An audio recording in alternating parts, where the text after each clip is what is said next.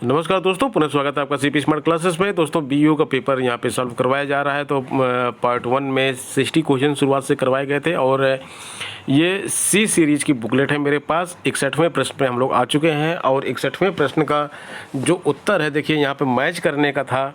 तो इसमें जो उत्तर इसका आ रहा है वो आ रहा है, जो नीचे कोड दिए गए हैं उनको देख लेते हैं। तो यहाँ पे सी इसका उत्तर है और सूर्यकांत त्रिपाठी जी का नाम निराला था, आप यहाँ से पकड़ सकते हैं। तो इस तरह से ये है और आगे चलते हैं। अगले प्रश्न पे 62वां प्रश्न है। इसमें भी दिया गया है, 2 पॉइंट आपको दिए गए हैं, दोनों पॉइंट के बारे में आपको बताना है। तो इसका उत्तर क्या है 62वें का? इसका भी उत्तर यह है कि ऑप्शन 1 भी सही है, 2 भी सही है, यानी कि सी सही है। ठीक है, अगले प्रश्न पे आते हैं।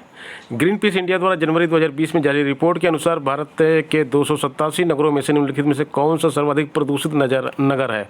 सबसे ज़्यादा प्रदूषित नगर भारत का कौन सा है? तो इसका सही उत्तर हो जाएगा झरिया, ऑप्शन बी। और 64वें प्रश्न पे आ जाते हैं। बिस्टेक देशों के लिए जलवायु स्मार्ट खेती प्रणाली विषय पर 11 से 13 दिसंबर 2019 को संपन्न हुई 3 दिवसीय अंतर्राष्ट्रीय संगोष्ठी के संबंध में निम्नलिखित में से कथनों पर विचार करना है। तो ये 2 कथन दिए गए हैं यहाँ पे 64वें प्रश्न का। इसका उत्तर हो जाएगा ऑप्शन सी, दोनों कथन इसके सही हैं। अगले प्रश्न पे आते हैं। यहाँ पे देखिए, यहाँ पे भी मैचिंग करना है आपको। तो इसमें जो आपका उत्तर हो जाएगा 65वें प्रश्न का उत्तर हो जाएगा ऑप्शन सी। 66वें प्रश्न पे आते हैं। इसका उत्तर क्या है? 4 प्रमुख द्वीपों को उत्तर से दक्षिण की तरफ अरेंज करना है। तो 66 प्रश्न का जो उत्तर हो जाएगा वो है ऑप्शन डी। ये टफ प्रश्न है, इस तरह का प्रश्न बीईओ में नहीं आना चाहिए था, लेकिन आया हुआ है यहाँ पे। तो कुछ लोग जो बोल रहे थे कि पेपर इजी आया है, तो मैं तो इसको नहीं मानता हूँ कि पेपर इजी आया है। पेपर ये इतना आसान नहीं है और जो जीके के क्वेश्चन है वो काफ़ी टफ है। यहाँ पे 67 प्रश्न पे देख लेते हैं। इसमें देखिए, जो कथन दिया गया है वो भी सही है और कारण जो दिया गया आर सही भी है और उसकी व्याख्या भी करता है। तो ऑप्शन ए सही हो जाएगा यहाँ पे। 68वें प्रश्न पे आते हैं। यहाँ पे सूची दी गई है, यहाँ पे फिर हमको एक बार मैच कराना है। तो इसमें सही मैच कौन सा होगा 68वें प्रश्न में? ऑप्शन बी इसका सही हो जाएगा। तो ऑप्शन बी अगर आपने किया है तो आपका सही है। अगले प्रश्न पे आ जाते हैं। 59वें प्रश्न पे 2 पॉइंट दिए गए हैं, इसमें से कौन सा सही है कौन सा इसका गलत है वो देखना है। 69वें प्रश्न में तो ऑप्शन सी इसका सही हो जाएगा। 1 और 2 दोनों जो है सही हैं इसके। अगले प्रश्न पे आ गए हैं। प्रश्न नंबर 70 है। ये कोयला क्षेत्र है और अवस्थिति इसकी दी गई है। तो ये सारे प्रश्न टफ हैं, इसमें कोई भी इसको हल्के में ना ले। हिस्ट्री अगर आसान थोड़ी सी लग रही है तो लोग बोलते रहे कि पेपर इजी है, ऐसा नहीं है। 17वें प्रश्न का जो उत्तर होगा वो ऑप्शन ए सही होगा। इसमें जो लोग ए करके आए हैं उनका आंसर सही है और ऑथेंटिक उत्तर आपको दिया जा रहा है यहाँ से। एक देखिए, ये मैथ का क्वेश्चन है, इसका जो उत्तर होगा वो ऑप्शन बी सही होगा। 100 मीटर निकाल लीजिएगा, इसको सॉल्व कर लीजिएगा। दूसरा लाभ हानि का प्रश्न है। तो जो लाभ हानि का प्रश्न है उसका ऑप्शन ये डी सही है, 20% लाभ है। 73वें प्रश्न पे आ जाते हैं। इसमें 8000 जो दिया गया है ये इसका चक्रवृद्धि ब्याज और मूलधन के बारे में पूछा जा रहा है। तो मूलधन कितना होगा, तो इसके बारे में ये सही प्रश्न है। इसका उत्तर जो है इसका 8000 निकल के आएगा। 74वें प्रश्न पे आ जाते हैं। 74वें प्रश्न का उत्तर ए है, जीडीपी का 33%। 75वें प्रश्न का उत्तर भी ए है, गुजरात। 76 पे आते हैं, ऑप्शन ए सही है। 77 पे आते हैं। 77 का उत्तर जो है डी सही है। 1 2 3 4 ये सारे जो दिए गए हैं यहाँ पे ये सारे सही हैं। 78 पे आते हैं। 78 में जो है ये ऑप्शन डी इसका महाभारत सही है। सहस्त्र संहिता का उपनाम जो है महाभारत है। और कर्दमक क्षत्रपों ने निम्नलिखित में से किस धातु में अति दुर्लभ सिक्के प्रचलित किए? तो जो 79 प्रश्न है इसका उत्तर जो है बी है, रजत। रजत मतलब चांदी। और 80 प्रश्न पे आते हैं। यहाँ पे देखिए मैचिंग करना है। और जब मैच करना है तो हमारा जो इसका सही उत्तर आएगा मैच करने के बाद वो आएगा ऑप्शन बी। 81वें प्रश्न पे आते हैं। किन दो शासकों के मध्य 17 मई 1540 में कन्नौज के पास युद्ध हुआ?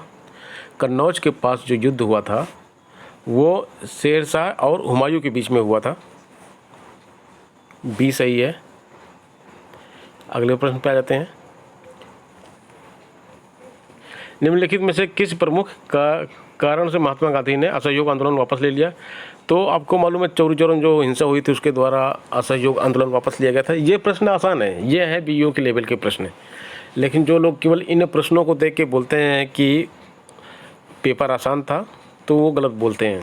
83 प्रश्न का उत्तर डी हो जाएगा। खुदीराम बोस गदर पार्टी संबंधित नहीं थे। और अगला प्रश्न है हमारा, सुमेलित करना है तो कौन सा सुमेलित नहीं है? 84। तो कुकी विद्रोह जो है ये सुमेलित नहीं है, बाकी सब सुमेलित है इसमें। आंसर हो गया सी। 50वें प्रश्न पे आते हैं और इसमें जो दिया गया है ऑप्शन, इसमें जो सही होगा ऑप्शन वो होगा एनी बेसेंट। 86 पे आते हैं। दलहनी फसलों के गठन के लिए कौन सा पोषक तत्व जो होता है आवश्यक होता है? तो 86 का उत्तर हो जाएगा नाइट्रोजन। 1 किलोग्राम नत्रजन की आपूर्ति के लिए कितना यूरिया की आवश्यकता होती है? 87 इसका सही उत्तर हो जाएगा 2.2 kg।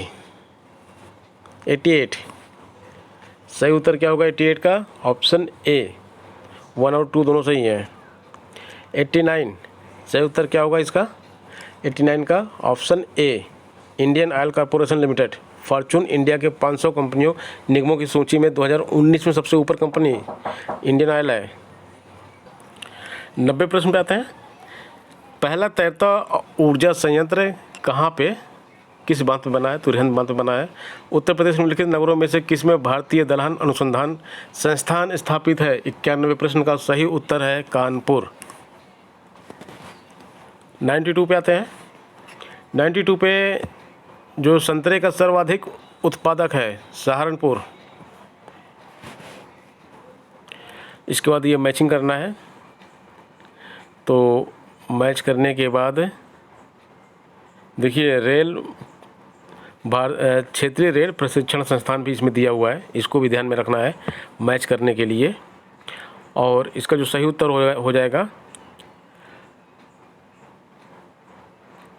ऑप्शन, प्रश्न नंबर है 93,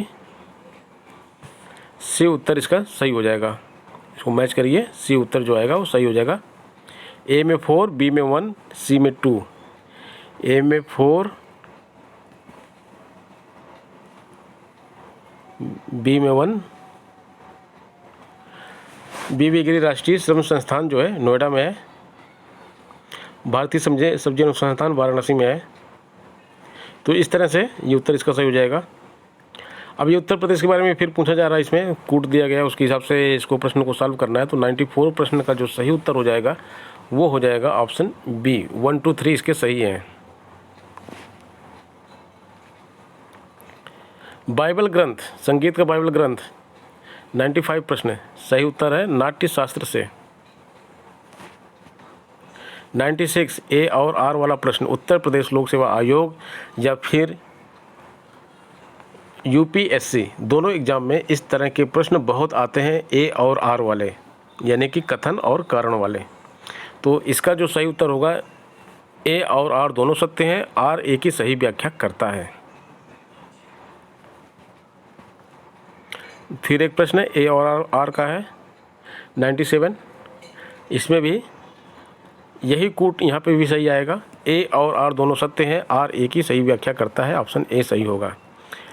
कोलकाता के 49 नवीन विरासत भवनों में शामिल नहीं है जिसे जनवरी 2020 में समर्पित किया गया।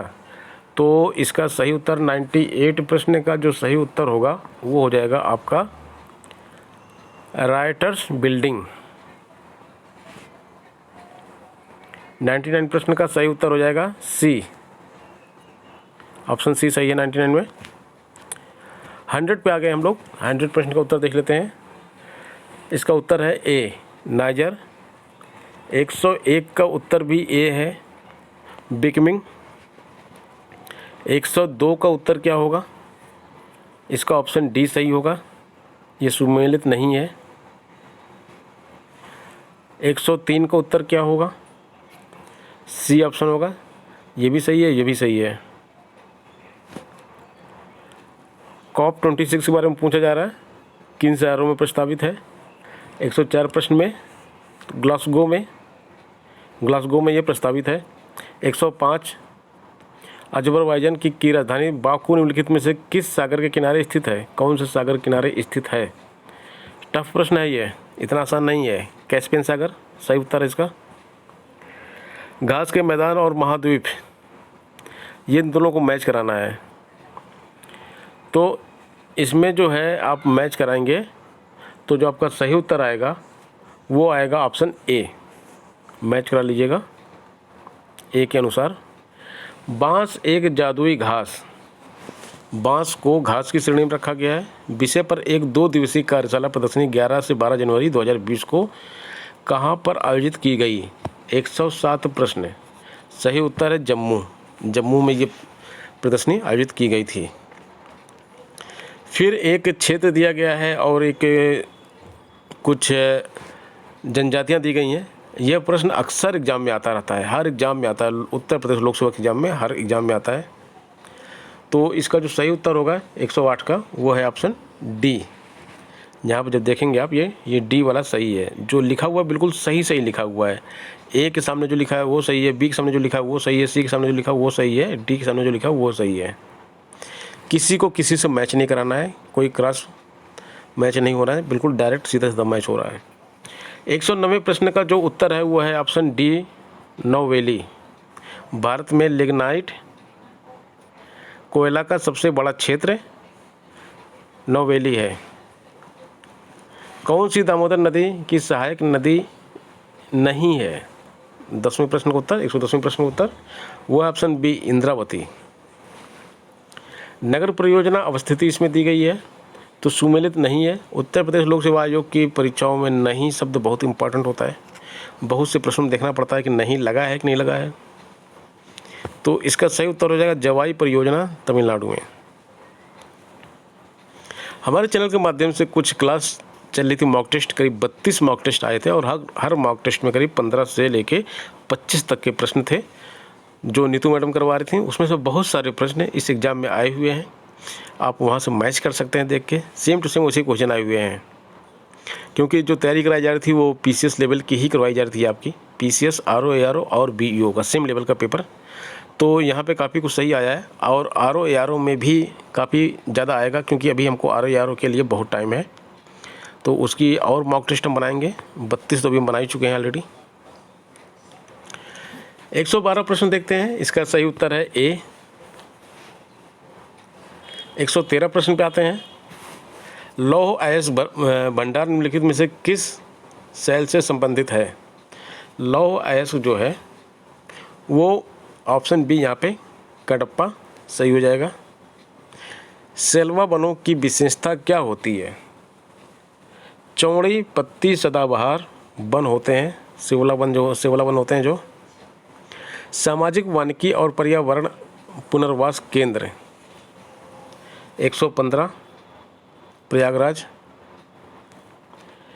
भारत में पर्यावरण सुरक्षा अधिनियम निम्नलिखित में से किस वर्ष में पारित हुआ? 116 ऑप्शन बी सही है। अगला प्रश्न जनसंख्या से आता है। जनसंख्या से घटते क्रम में, बढ़ते क्रम में, इस तरह से क्वेश्चंस आते रहते हैं। तो 117 का ऑप्शन डी जो है सही है।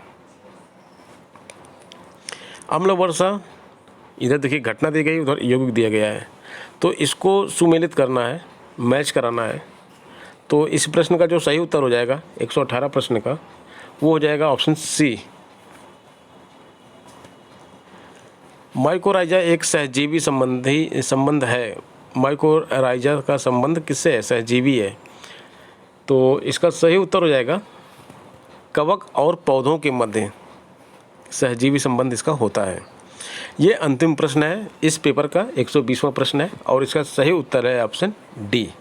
विटामिन के जल में घुलनशील विटामिन है। जो हमारा BEO का प्लेलिस्ट है उसमें एक प्रश्न जो है, देखिए ये विटामिन के जल में घुलनशील है, ये प्रश्न विटामिन के बारे में एक 7 मिनट का वीडियो मैंने बनाया था, उसमें ये चीज़ मैंने आपको बताई थी, बहुत डिटेल में बताई हुई है ये। तो जो ARO की तैयारी कर रहे हैं उस प्लेलिस्ट को ज़रूर देखें। RO और ARO के छात्र जो हैं वो अभी से लग जाए, क्योंकि अब उनका नंबर है RO का, PCS तो अभी लेट है। और हम वादा करते हैं कि हर डे मतलब प्रति एक दिन हम एक क्विज लेकर आएंगे और उस क्विज में करीब 25 क्वेश्चन होंगे और बहुत ही इम्पोर्टेंट प्रश्न होंगे, UPSC के पैटर्न पे प्रश्न होंगे। तो बहुत सारे प्रश्न आपको एग्ज़ाम में उससे मिल जाएंगे। 10 या 12 मिनट का हमारा वीडियो होता है, डेली आप 10 या 12 मिनट देख लेंगे तो आपकी बहुत सारी चीज़ें क्लियर हो जाएंगी। अब रही कट ऑफ की बात, तो इस प्रश्न में देखिए अभी मैंने एनालिसिस नहीं किया है, मैं एनालिसिस करके आपको बताऊंगा कट ऑफ। अगर आप अभी चाहते हैं मोटा मोटा कट ऑफ चाहते हैं कि इसमें कट ऑफ कितना जाएगा, तो अभी मेरा अनुमान बिल्कुल मोटा मोटा है, मैं किसी उस पर भी एनालिसिस नहीं की है मैंने। बस मैं इतना ही कह सकता हूँ 75 से 80 के बीच में जो है उनको डरने की ज़रूरत नहीं है। आप समझ रहे होंगे कहने मतलब क्या है।